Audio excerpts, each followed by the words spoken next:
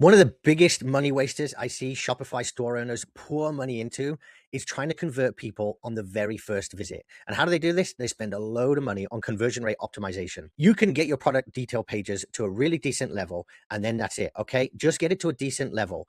If you start tweaking and hiring people to analyze it and, tweak it here, tweak it there, move the button, move the copy, whatever, do all this stuff, add all these things in there and, do all these split tests, really, you can achieve a much better increase in conversion rate with just setting up your Klaviyo abandoned flows.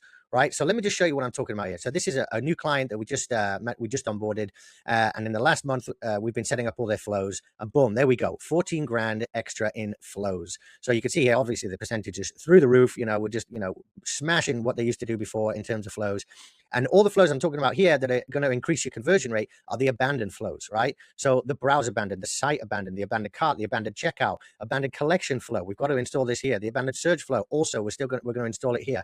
All of these flows bring people who are interested, who are visiting your site, back to your site for another look. You can't convert everybody on the first visit. It just isn't possible. You need to bring them back again and again and again for them to warm up, trust you, think about the product, wait for payday, whatever it is. They need time in order to make that purchase. And if you think about the customer journey, they come on, they sign up, they get the welcome series. And then maybe the welcome series brings them to look at a product. And then they abandon that. The browser brings them back. And then maybe they add to cart and they abandon that. The abandoned cart brings them back again. And then they make a purchase. That is the whole funnel of converting people who were a first-time visitor to then finally make a purchase. And you can see here, all these flows are making good money. I mean, this is early days. It's going to keep increasing, but every single stage of the flow is of the automation flows is making good money. So once you've got your product detail pages set up well, you've got it nicely set up with the reviews and good headlines and good benefits and all that, just let it be. Okay. You're not going to increase it anymore.